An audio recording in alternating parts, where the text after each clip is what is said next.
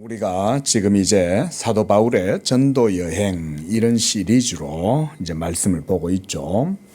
자, 오늘은 그 세 번째 시간인데 우리가 두 번의 시간을 통해서 이 교회의 핍박자였던 청년 사울이 어떻게 변화되고 그래서 세계 선교의 중심이 되고 그를 통해서 2000년 기독교 역사를 통해서 이 하나님의 나라가 이루어지는지를 우리가 그 한 사람을 통해서 보고 있는 것입니다. 본시 성경은 하나님의 구원이 예수 그리스도로 말미암아 온 세상 가운데로 퍼져나가서 결국은 물이 바다를 덮음같이 여호와를 아는 지식이 온 세상 가운데 가득하게 되리라고 하는 이런 비전을 성경 전체가 보여주고 있습니다. 이러한 하나님의 구원의 경륜이라고 하죠. 오이코노미아. 또 하나님의 사역. 이것이 우리가 사도행전 2장 11절에 보면 하나님의 큰 일이다. 이렇게 표현을 하죠. 우리가 작년까지만 해도 이 하나님의 큰 일을 가지고 신앙 도서 강독돼 있잖아요. 마그날리아 데이, 하나님의 큰 일, The Wonderful Work of God, 하나님의 위대한 사역, 큰 일, 이런 의미입니다. 성경은 하나님의 구속의 경륜, 이런 드라마, 이것을 창세기 3장 15절에서부터 벌써 예언을 하고 있죠. 우리가 그래서 이 창세기 3장 15절을 뭐라고 부릅니까? 원시 복음이라고도 부르고 또 모언약 이렇게도 부르죠. 어미 모자를 써서 그죠? 그러니까 벌써 이 모언약은 이미 씨앗의 형태로 아담이 타락하자마자부터 시작이 되었어요. 그리고 점차 역사 가운데 이 하나님의 나라가 점차 내려와서 뿌리를 내리게 되고 싹이 나고 줄기가 자라서 거기서 이제 꽃이 피고 그런 다음 결국 그 꽃이 떨어지면 어떻게 됩니까? 열매가 이제 맺히게 되겠죠. 그렇죠? 성경은 바로 그런 과정을 보여주는 것이다. 여러분들께서도 성경을 읽으실 때 제가 방금 말씀드린 이런 관점을 가지고 성경을 읽으시면 그래도 성경을 깊이 있게 그래도 보실 수가 있어요. 자, 그러니까 이런 얘기입니다. 인간 세상의 시간, 역사 그 속에 보이지 아니하시는 하나님의 경륜 또 그분의 사역이 이루어져 간다 이런 말입니다. 그래서 바울은 갈라디아서 4장 4절에서 이런 표현을 써요. 때가 참해. 한번 따라해 볼까요? 때가 참해. 예, 때가 참해. 우리가 모든 것은 다 때가 있다. 우리도 이런 말들을 하죠. 그래서 마가복음 1장 15절에서도 때가 찼고 하나님의 나라가 가까웠다. 이렇게 말씀해요. 때가 찼다. 또 성경의 여러 곳에서도 이러한 하나님의 드라마, 하나님의 작정, 경륜, 또 섭리 이런 것이 인간 역사 속에 때가 이르러서 이루어지게 되었다. 이렇게 표현을 해요. 때가 이르러서 이루어진다. 우리는 지금까지 하나님께서 자기의 구원 사역을 위해서 이 교회의 핍박자였던 청년 사울을 불러서 그를 이방인의 사도로 세워가시는 과정을 지난 2주 동안 잠깐 봤어요. 사도행전 9장 15절에서 그리스도는 이 사울을 일컬어서 나의 이름을 증언하기 위해 택한 그릇이다. 이렇게 말씀하셨어요. 부활하신 그리스도를 만난 이후 사울은 이 예수가 바로 구약의 율법과 선지자들이 그토록 예언하고 오리라고 했던 그 메시아, 바로 그리스도, 우리말로 하면 구원자죠. 이 구원자가 예수다라고 하는 사실을 증거했던 것입니다. 하지만 사람들은 급격하게 변화된 이 바울의 말을 듣지 않았습니다. 여러분, 우리가 참 우리나라도 보면 유교의 역사, 조선 성리학의 역사가 몇 년입니까? 우리나라도 조선이 세워지면서부터 이게 우리나라는 유교가 그 사상의 체계가 됐잖아요. 그렇죠? 500년이죠. 500년. 우리가 조선 500년 이렇게 하잖아요. 구한말 대한제국이 세워지면서 조선은 역사 속에 사라졌습니다. 그런데 유교는 없어졌습니까? 안 없어졌습니까? 안 없어지죠. 그죠? 그런데 유태인들은 할례를 2000년 동안 행했어요. 아브라함 때로부터 예수 그리스도 때까지. 그리고 모세의 율법은 1600년 동안 지키고 그것을 따라서 삶을 살았어요. 그게 유대인의 역사와 종교와 문화와 사회, 한마디로 그들의 정신이 율법 아래에 있었어요.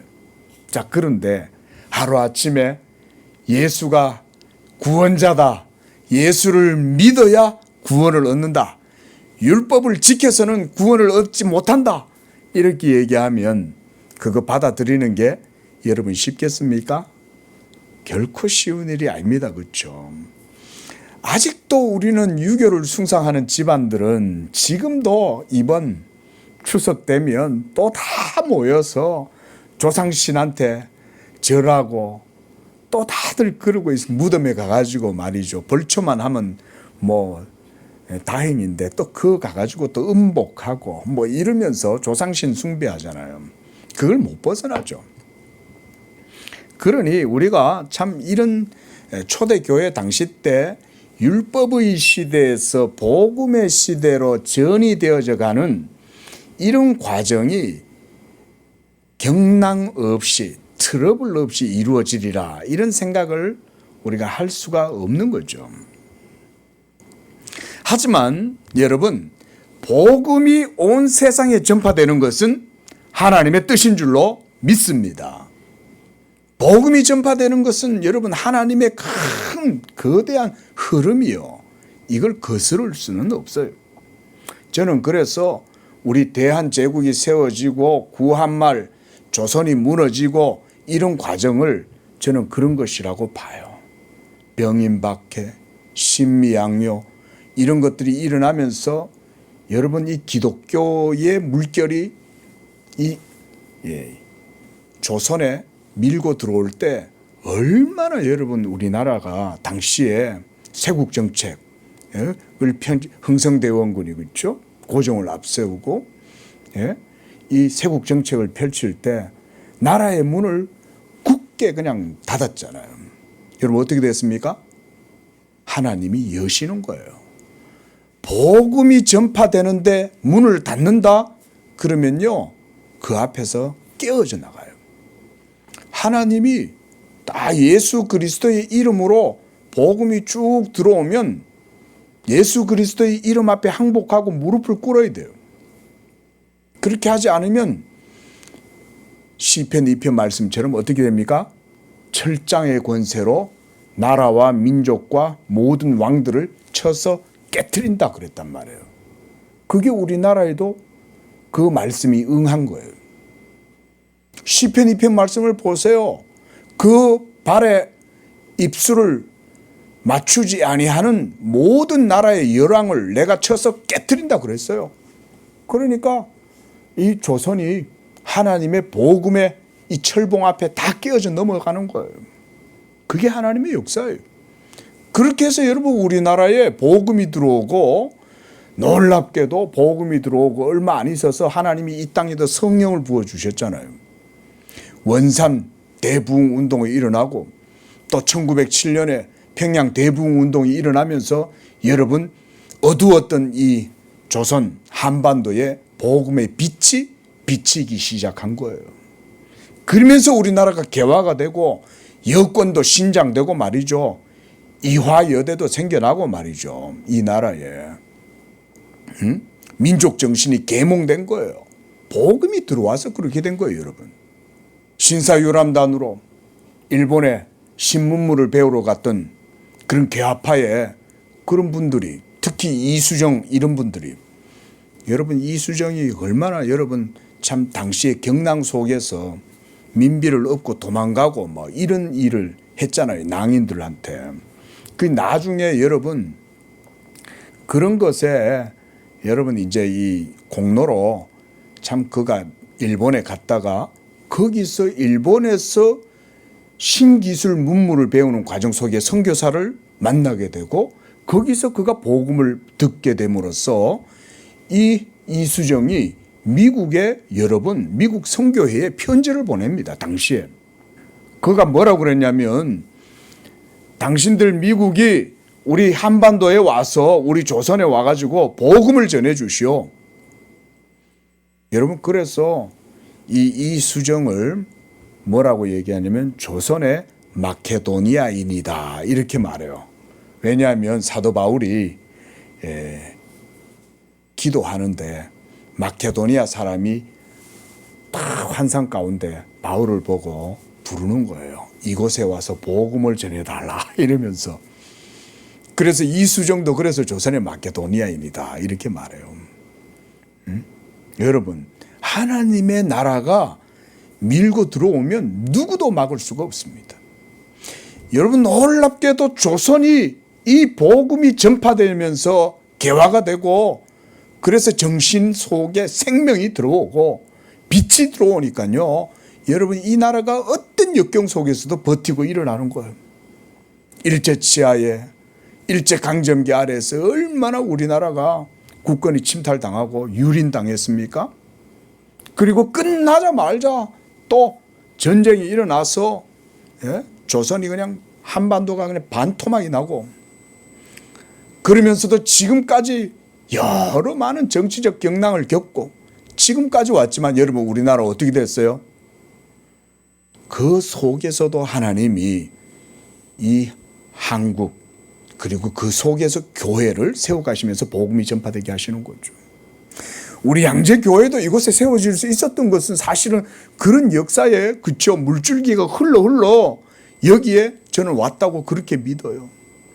저도 이번 주에 우리 형제들 잠깐 모일 기회가 있어서 모였는데 제가 그런 생각이 들더라고요. 제가 어려서 저 경북 청송 시골에서 자랐잖아요. 근데 어떻게 눈을 뜨고 지금 보니까 이 서울에 와가지고 지금 양재동에 와서 지금 목사를 하면서 여러분들에게 하나님의 말씀을 전하는 이런 지금 상황에 있잖아요. 그래서 제가 놀라운 거예요. 야, 이 하나님의 섭리와 역사는 우리가 모른다. 그러나 하나님의 뜻대로 모든 것들이 이루어지는구나. 믿으시기 바랍니다. 하나님의 나라는 그런 것입니다. 그리고 이러한 예수 그리스도의 복음의 물결이 흘러갈 때는 인간의 역사, 세상 나라의 힘으로는 결코 저항하거나 막을 수가 없어요. 오히려 막는다? 그러면 우리나라처럼 큰일 나는 거예요. 도리어 사실은 미국이 처음 들어올 때 받아들였으면 제가 무슨 뭐 사대주의 이런 거 아닙니다. 그게 아니라 복음이 쉽게 들어왔을 거 아니에요. 그러면 여러분 미국이 우리나라에 딱 자리를 잡고 있었으면 사실은 일본이 그렇게까지 행세를 못했을 수도 있잖아요. 사실 그렇게 따져보면. 근데 결국은 일본이 여기에 점유권을 강탈하고 차지한 거 아닙니까? 미국은 그래 따지면 일본보단 신사잖아요. 그런데 일본은 그렇지 않죠. 훈도시 입고 얼마나 그 사람들이 참 낭인들이잖아요. 낭인들. 여러분 복음이 전파될 땐 그 복음의 물결 앞에 저항하면 안 돼요. 예수 그리스도를 받아들이고 믿어야 돼요. 자, 이렇게 하나님께서 복음을 통해서 그 일들을 이루어 가실 때 이제 그 일은 AD 33년경에 급진적인 유대주의의 열정파 청년 바로 사울에게 이제 그 일이 이루어졌습니다. 그래서 고린도전서 15장 8절에서 보면 바울은 만삭되지 못하여 난 자 같은 자신에게도 부활하신 그리스도께서 나타나셨다 이렇게 말하죠. 이 모든 일들은 하나님의 영원한 작정과 경륜을 따라서 이루어지는 것입니다. 저는 여러분 오늘 이 자리에도 하나님의 영원한 작정과 경륜이 이루어지는 자리인 줄로 믿습니다. 여러분, 우리의 모든 삶의 순간순간은 내 자신이 살아가는 게 아니에요. 사실은 하나님에 의해서 이루어져 가는 거예요. 그렇게 사울은 그리스도 안에서 이방인의 사도로 부르심을 받았습니다. 여러분, 하나님이 찾아오셔서 자기를 드러내 보이시고 이렇게 함으로써 사도 바울은 이제 기독교 2000년 역사에 초석을 놓는 그런 아주 중요한 인물이 되었어요. 당시에 예루살렘 교회는 오순절 성령 강림의 역사로 말미암아 부흥의 중심지가 되었습니다. 우리가 알다시피 사도행전에서 보면 초대 오순절 교회의 성령의 역사를 우리가 봤잖아요. 그런데 이런 큰 부흥의 역사가 일어났지만 동시에 거기에는 한계도 있었습니다. 뭐냐면 이 구약에서 신약으로 전이되어져 가는 이 과정 속에서 이 예수 그리스도의 복음이 아직도 그들 유대인, 그들 안에만 머물러 있었던 거예요. 그리고 그들은 아직까지 율법주의적인 이런 정체성 안에 머물러 있으면서 벗어나지를 못하고 있었습니다. 그러나 하나님께서는 스데반 순교와 교회의 박해 사건을 통해서 이것을 복음의 확장 도구로 사용하셨던 거예요. 오늘 본문 11장 19절을 보면 그때 상황에 대해서 이렇게 설명해요. 그때의 스데반의 일로 일어난 환란으로 말미암아 흩어진 사람들이 20절에서는 어디까지 갔어요? 안디옥에까지 갔다 그랬습니다. 그러니까 박해 때문에 피해서 말하자면 그냥 도망을 간 거죠. 흩어진 거죠. 그런데 그런 흩어짐을 따라 가다 보니까 어디까지 갔어요? 안디옥에까지 이르게 되었다. 박해로 인해 흩어졌던 초대교회 성도들이 이제 안디옥에서 복음의 새로운 역사를 시작하게 됩니다. 이것은 이사야서 2장 3절에서 이런 표현이 있어요. 이는 율법이 시온에서 나오고 주의 말씀은 예루살렘에서 나온다. 이런 말씀이 있습니다. 그런데 예루살렘이 이처럼 복음의 근원이었다라고 한다면 그러면 안디옥은 복음의 출발지였다. 우리가 이렇게 보시면 되겠어요. 세계 선교의 문이 열린 도시 안디옥. 사도행전 19장 20절의 말씀처럼 당시에 예수 그리스도의 복음은 흥왕하여 세력을 얻으니라 그랬습니다. 여러분, 이 복음은 살아있는 하나님의 말씀인 줄로 우리가 믿으시기를 바랍니다. 예수 십자가 얘기하고 예수의 피 얘기하고 고난 얘기하고 죽음 얘기하고 이러니까 이 세상 사람들은 그것을 무엇으로 생각합니까? 참, 뭐 그런 피 얘기하고 뭐 예수 한 사람이 십자가에서 죽었다 그러고 뭐 그런 얘기를 하냐? 세상은 이렇게 봐요, 여러분. 그런데 구원을 얻은 우리에게는 예수의 피, 예수의 십자가, 예수의 죽으심은 바로 하나님의 구원의 능력이 되는 줄로 믿습니다. 그게 바로 하나님의 구원의 진리, 복음이죠. 그리고 이 복음은 이제 하나님의 섭리 속에 점차 안디옥에서부터 시작해서 전 세계로 흘러가게 된 것입니다. 그리고 바로 그 중심에 이방인의 사도로 부름을 받은 교회의 핍박자 누굽니까? 청년 사울이 거기에 있었던 거예요. 여러분, 하나님의 섭리가 이런 거예요. 스데반의 순교 이후 박해로 흩어졌던 성도들이 도망자처럼 흩어졌지만 놀랍게도 하나님은 그들의 그 발걸음을 복음의 길로 사용하신 거예요. 오늘 20절 말씀을 보십시오. 거기 보면 구브로 이랬는데 이게 그 지중해에 보면 큰 섬 키프로스가 있습니다. 이 키프로스 그리고 구레네 출신 이런 신자들이 이제 안디옥에까지 흩어졌을 때 그들은 오늘 본문을 보면 이방인들에게도 복음을 전했다 이렇게 말씀하고 있습니다. 그리고 이 복음이 전파되자 21절에 보니까 뭐라고 말씀합니까? 복음과 함께 주의 손이 그들과 함께 하심에 수많은 사람들이 믿고 주께 돌아왔다 그랬어요. 얼마나 놀라운 역사입니까?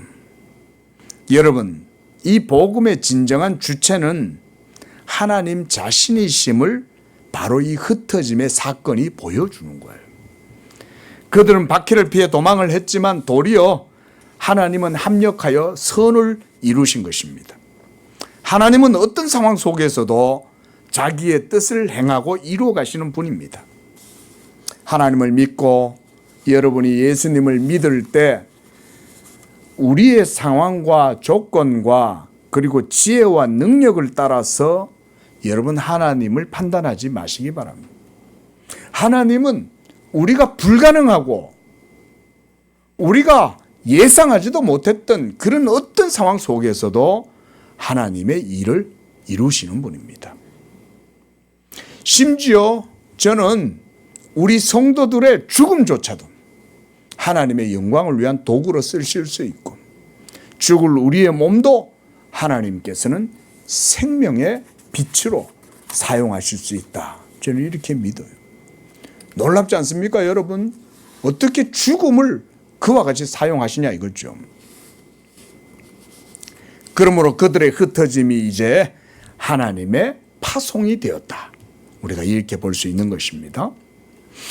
우리나라가 이제 일제치하를 벗어나고 광복 이후 참 보릿고개 이런 거 겪고 한국 전쟁 일어나고 난 이후에 굉장히 정말 힘들었잖아요. 저희 우대 어른들 또 그 위에 어른들 지금 저한테 치면 이제 할아버지 때죠.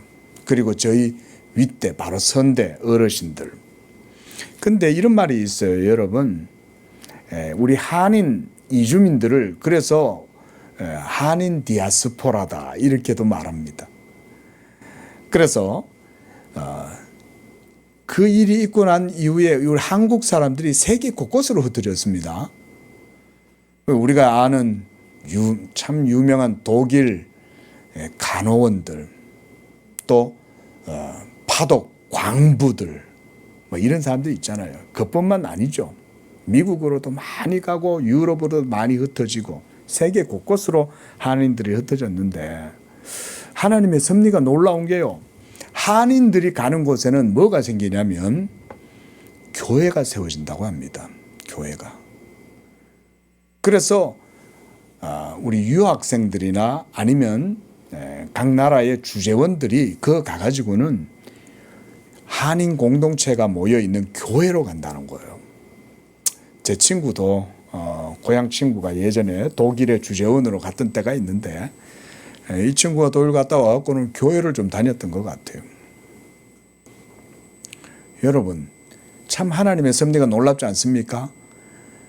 모든 이 당시에 예루살렘의 성도들이 흩어졌을 때 그들 모두 가는 곳곳마다 복음이 전파되고 가는 곳곳마다 교회가 세워졌는데 안디옥 교회가 바로 그것이었어요.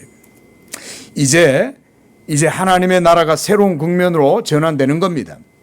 흩어졌던 성도들은 이제 안디옥에서 복음의 열매를 맺게 되었습니다. 그리고 거기에서 복음이 아주 놀랍도록 부흥하고 있다는 소식을 듣고 오늘 22절에 보면 예루살렘 교회가 바나바를 안디옥으로 보냅니다. 바나바가 거기에 가보니까 복음으로 변화된 안디옥 교회 신자들을 보게 된 거예요. 우리가 알다시피 당시에는 헬라의 문명과 사상이 지배하던 시대 아닙니까? 우리가 알다시피 그리스 신화에 나오는 그런 신화적인 그런 신들, 사실은 전부 다 허구적인 신이잖아요. 근데 당시에 이방인들은 전부 다 그런 신들을 믿고 있었던 거예요. 그런데 이 새로운 어떤 것을 전파하는데 보니까 예수가 하나님의 아들이고 예수가 진정한 하나님이다, 이런 얘기를 하니까 얼마나 이방인들이 놀랐겠어요. 놀랍게도 복음이 전파될 때 하나님의 능력이 역사해서 많은 사람들이 듣고 변화되는 역사가 막 일어나게 된 거예요. 그래서 여기서도 보면 주의 손이 역사했다 그랬지 않습니까? 이게 복음의 역사예요. 23절에 보면 바나바가 하나님의 은혜를 보고 기뻐하여 모든 사람에게 굳건한 마음으로 주와 함께 머물러 있으라, 이렇게 권했다 그러죠. 여러분, 이것 때문에 바나바가 예루살렘에서 보냄을 받은 거예요. 여러분, 우리가 알다시피 초대교회에 성령의 역사가 나타나고 각 신자들이 자기에 있는 모든 재산을 사도들의 발 앞에다가 다 두잖아요. 초대교회 때. 그때 한 인물이 누구냐면 바나바였어요. 바나바는 초대교회 때 성령의 역사가 일어날 때 바로 그 현장에 있었던 사람이에요. 그리고 성령을 받고 변화되고 자기의 모든 재산을 사도들의 발 앞에 둔 사람이 우리가 사도행전에서 보게 되는 바나바였습니다. 이 바나바라고 하는 이름은 위로의 아들, 이런 말이에요. 그러니까 위로하는 자, 권면하는 자, 이런 자예요. 여러분, 위로하는 게 얼마나 필요합니까? 그렇죠? 당시에 로마의 속국이었고 또 유대 사회의 엄청난 핍박 속에서, 박해 속에서 사람들이 얼마나 힘들었겠어요. 그런데 바나바는 성령이 충만한 가운데 성도들을 위로하고 권면했던 거예요. 그래서 23절에도 보면 권하니, 이런 말이 있죠. 이게 바나바가 하는 일이에요. 얼마나 큰 일입니까? 위로하는 게 굉장히 중요하잖아요. 그렇죠? 근데 이 바나바가 안디옥 교회의 영적 상황을 보니까 성령도 충만하고 사람들이 이제 그리스 신화에 나오는 제우스나 무슨 헤라클레스나 무슨 뭐 큐피드나 뭐 이런 것들을 믿지 않더라는 거예요, 더 이상. 그러면서 예수님을 믿는데 이렇게 보니까 은혜로 굳게 세워야 되겠다. 이 아직도 연약한 믿음의 이 교회 신자들의 믿음을 세워줘야 되겠다. 여러분, 이렇게 이제 생각을 한 거예요. 여러분, 그래서 이제 여기서 바나바가 무슨 생각을 하냐면, 이 교회를 세우는데 적임자가 누굴까? 이 생각을 한 거예요. 그래서 바나바가 25절에 보면 바로 이 사울을 떠올리게 된 겁니다. 초신자들의 공동체였던 이 안디옥 교회를 신학적으로 든든하게 세우기 위한 일꾼이 절실하게 필요한 상황이죠. 여러분, 우리나라도 그래 따지면 이런 역사가 그리 멀지 않았어요. 그렇죠? 우리나라도 초대교회 때 참 우리나라, 그러니까 조선의 초대교회죠. 성경 공부 가르치고 우리나라에도요, 여러분, 많은 선교사들이 들어와서 얼마나 열정적으로 사역을 하셨는지 몰라요. 저는 예전에 청년 때 전도를 다녔던 적이 있습니다. 우리 교회 성도들하고. 저희 고향 교회에서 그래도 꽤 거리가 먼 곳이었어요.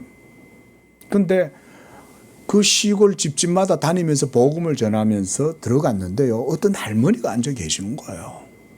그래서 그 할머니한테, 할머니 예수 믿으세요, 이러면서 제가 그 할머니한테 전도지를 주면서 그 집에 들어가서 복음을 전하는데요, 여러분, 제가 거기서 아주 놀라운 얘기를 들었어요. 그 할머니가 어떤 분이었는지 아세요? 그 할머니가 저한테 그러는 거예요. 이보세요, 청년. 나는 일평생 처녀로 만주에서 복음 전하다가 이제 고향 와서 살고 있어요. 야, 여러분, 자, 하루 강아지가 이뭐 청년이 와가지고 애기잖아요. 그 할머니한테 저는 이제 손자뻘 되는 거죠. 그것도 아주 어린 손자죠. 근데 그분이요, 온 일생을 하나님 나라를 위해서 만주에서 처녀로 결혼도 안 하고 복음 전하고 살았대요. 근데 이제 늙음하게 한국 들어와서 고향에 와가지고 살고 계신데, 지금은 이제 돌아가셨겠죠. 벌써 그 세월이 언제입니까? 벌써 30년도 더 됐는데. 여러분, 참 제가 그때 그 인상 깊었던 게 뭐냐면, 하나님 나라를 위해서 일했던 사람들, 우리는 그저 연세 많으신 어르신이라고 아무 존재감도 없을 것처럼 생각했지만, 여러분, 그런 분들이 만주에서 복음을 전하다가 이제 더 이상 기력이 없어서 죽을 날 기다리면서 거기 있는데 불쌍한 노파가 아닌 거예요. 그분은 그리스도와 함께 영광 중에 다시 부활하게 될 겁니다. 여러분, 이런 것이 참 이 하나님의 역사예요. 그분들이 거기서 복음을 전했을 때 중국에 얼마나 지도자들이 필요했겠어요. 그렇죠?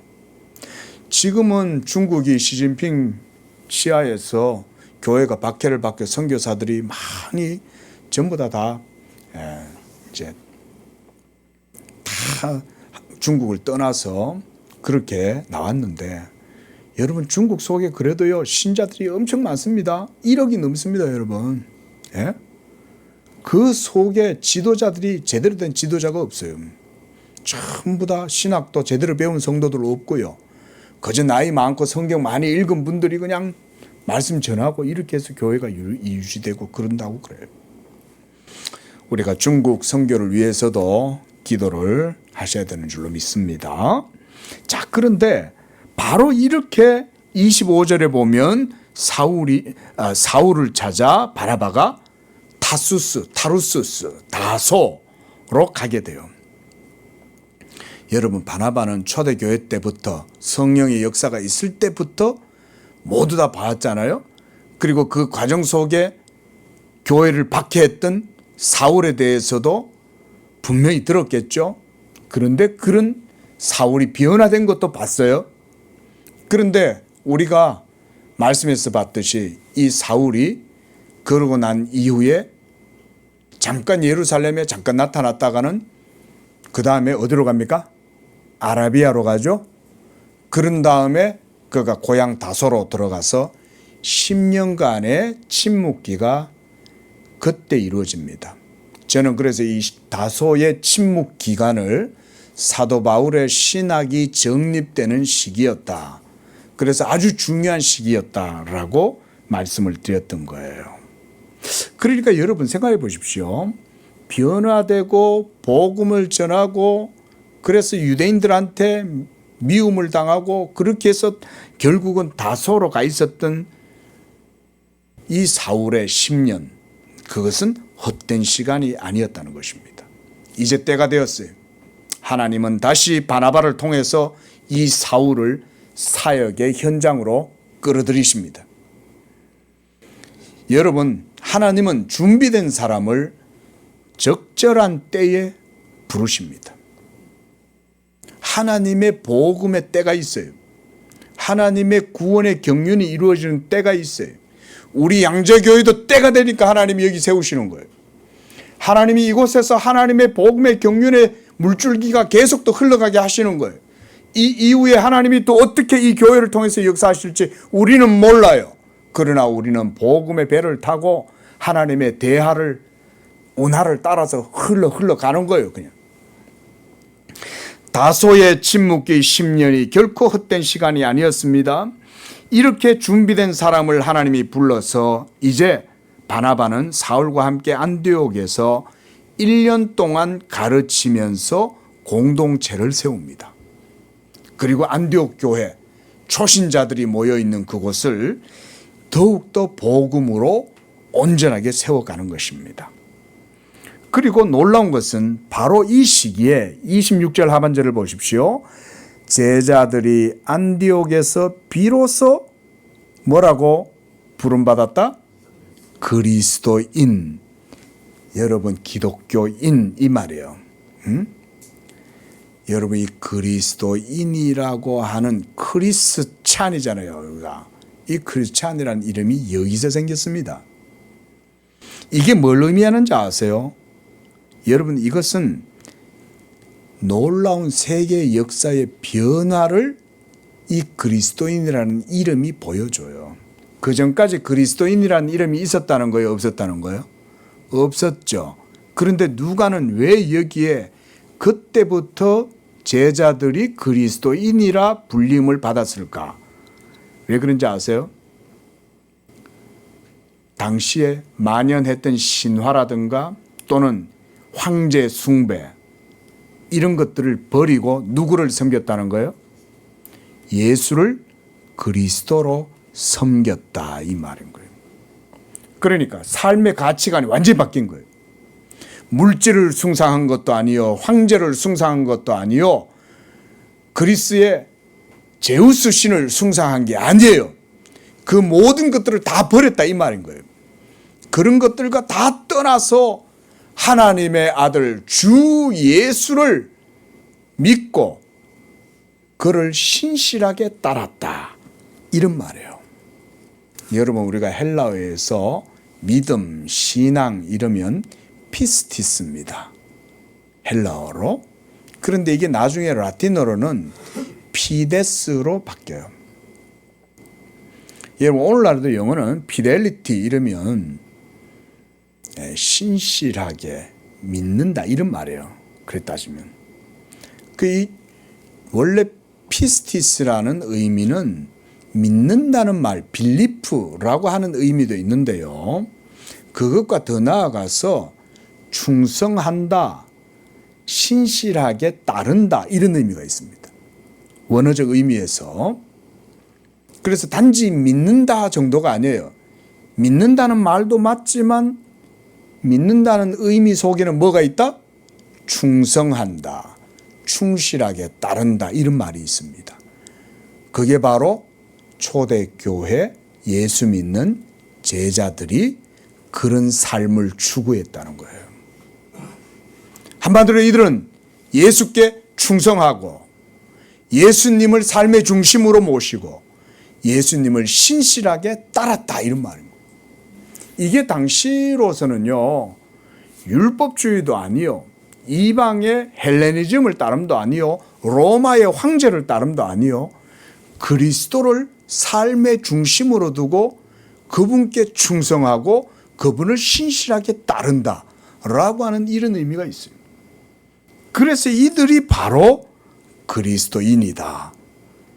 그런 의미입니다. 그리스도를 충실하게 따르는. 그리고 이러한 새로운 정체성을 가진 초대교회의 공동체가 안디옥에서 생겨난 거예요. 안디옥에서. 우리가 보통 생각할 때는 예루살렘이 교회의 시발점이라고 생각이 들죠. 그죠? 근데 여러분 하나님의 섭리가 놀라운 게요. 예루살렘에서 율법이 나왔지만 그리스도의 교회가 헬라와 유대인들이 만나는 자리가 어디냐면 안디옥에서 만나게 된 거예요. 놀랍죠. 유대인들도 예수를 믿고 헬라인들도 예수를 믿어요. 그런데 이 두 세계를 살아가던 사람들이 안디옥에서 그리스도 예수 안에서 하나가 되었다. 이 새로운 정체성이 안디옥에서 시작점이 이루어졌고 거기에 하나님이 누구를 불러요? 사울을 딱 불러서 세우시는 거예요. 우리가 이제 여기서 사도 바울의 전도 사역이 시작된다는 점을 그래서 우리가 주목을 해야 합니다. 이렇게 이제 사도 바울에 의해서 교회가 바나바와 함께 세워져 갈 때 27절에 보면 또 새로운 하나의 일도 일어납니다. 안디옥, 예루살렘에서 안디옥에 선지자들이 와요. 당시에는 아직까지 성령의 감화를 받아서 선지자 역할을 했던 사람들이 있었습니다. 그런데 28절에 보니까 아가보라고 하는 한 사람이 안디옥에 왔어요.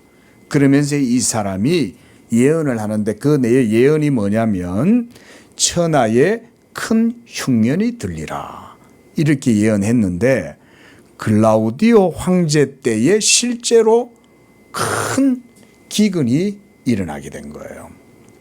그러니까 얼마나 사람들이 참 힘들게 살았겠습니까? 그런 가운데에 안디옥 교회가 뭘 하냐면 예루살렘 교회를 위해서 연보를 보냅니다. 부조를 보내요. 부조를.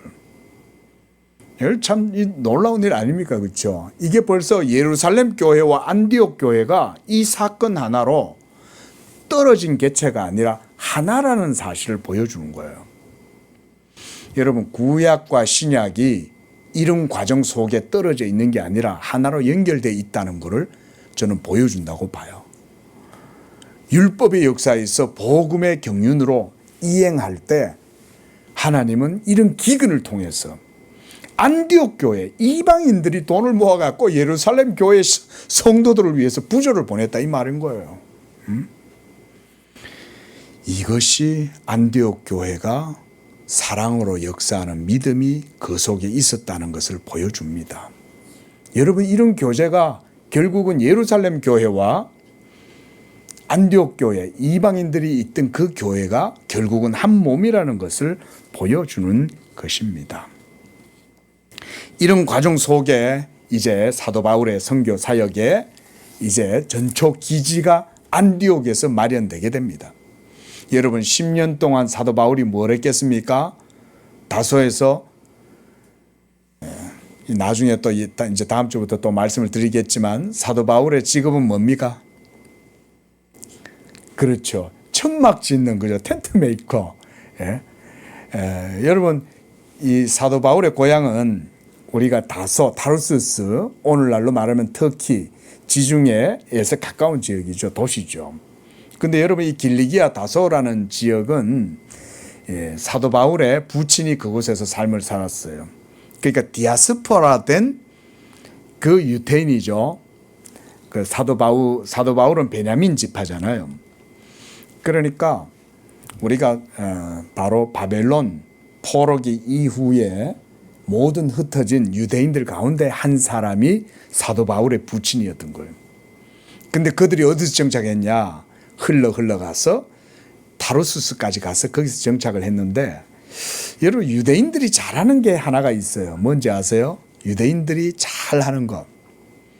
천막 짜는 거예요. 왜냐하면 그들은 광야에서부터 천막을 많이 짜왔잖아요. 그렇죠? 또 성막을 지을 때도 이 천막 짜는 기술이 굉장히 중요하잖아요. 그러면 사도 바울의 부친이 타르수스에서 정착해서 삶을 살면서 로마 당시 때 뭘 했을까요? 천막 짜는 일을 했던 거예요. 그게 집의 가업이었던 거예요. 근데 천막을 짜서 뭘 했을까? 학자들은 이렇게 추측해요. 당시에 로마는 많은 전쟁을 치르잖아요. 그러면 가는 곳곳마다 이 야전 천막을 설치를 해야 되는데 이 사도 바울의 부친은 아마 이 로마 정부에다가 이런 천막을 짜서 공급을 했던 그런 업자였다고 추측을 해요. 그렇기 때문에 사도 바울의 부친은 로마의 시민권을 얻을 수가 있었어요. 왜냐하면 로마의 군사들을 위한 전쟁 물자를 보급해주는 그런 역할을 했잖아요. 그러니까 사도 바울의 부친이 로마의 시민권을 쉽게 가질 수 있었던 거예요. 그래서 사도 바울이 태어나고 놓고 보니까 그냥 자동으로 태어나면서 로마인이 된 거예요. 사도 바울은. 그래서 사도 바울 우리가 이제 앞으로 전도 사역 과정 속에서 보게 되겠지만 사도 바울의 그 신분은 다양합니다. 종교적으로는 어디예요? 유대인이죠, 그죠? 종교적인 유대인이요. 문화적으로는 헬라 문화 속에서 자랍니다. 근데 정치적으로는 어때요? 시민권은 로마의 시민권을 가지고 태어나요. 그런데 마지막으로 네 번째 신분은 뭔지 아세요? 그리스도인이 되는 거예요. 이 모든 것과 상관없이 하늘의 시민권, 그리스도인이 되는 겁니다. 그렇게 해서 그가 이 안디옥의 이제 사역의 전초 기지, 기틀을 마련하게 됩니다. 여러분, 이것이 하나님이 여기 안디옥에서부터 전 세계 복음 선교의 시발지, 출발지로 사용하시는 것입니다. 이 복음이 흘러 로마를 통해서 또 전 세계로 흩어지고 유럽 전체로 흩어지고 이제 2000년이 지난 오늘날 한반도에까지 이 복음이 흘러들어온 것입니다. 기도하겠습니다. 살아계시고 모든 구원의 역사를 친히 이루시고 섭리하시는 하나님, 오늘 우리는 말씀을 통해서 하나님의 구속의 대드라마가 이와 같이 2000년 역사를 통해서 사도 바울 한 사람을 통해서 흘러 이곳 한반도에까지 이제 흘러오고 오늘날 이 양재교회까지 이 복음의 물줄기가 흘러왔다는 것을 들었습니다. 이 하나님의 복음의 큰 대드라마 가운데 우리 성도들도 불러주시는 줄로 믿습니다. 하나님께서 우리 각 사람들을 또한 그 가운데 사용하시는 줄로 믿습니다. 우리 성도들도 사도 바울과 같이 하나님의 섭리 가운데 부름을 받아 하나님의 경륜을 이루는 귀한 믿음의 도구들이 되게 하시고, 무엇보다 하나님이 온갖 어둠 속에서도 빛을 밝히시고 모든 역경 속에서도 선을 이루시는 분이라는 사실을 믿고 하나님께 영광을 돌리는 그런 우리의 믿음이 되게 도와주시옵소서. 무엇보다 하나님이시여 이 복음의 물줄기가 이제 이 양재교회를 통해서 더욱더 힘차게 세계를 향하여 뻗어가게 도와주시고, 그리하여 이 복음이 다시 예루살렘에 도착하는 그때에 우리 주 예수께서 그때 다시 강림하심으로써 온 세상 가운데 하나님의 나라를 이루어 가실 줄로 믿습니다. 이런 기대감 가운데 우리 성도들 기도하면서 세계 선교의 이 거대한 흐름 가운데 동참하고 하나님께 영광을 돌리는 그런 우리 양재교회와 성도들 다 되도록 축복하여 주옵소서. 예수님의 이름으로 기도합니다. 아멘.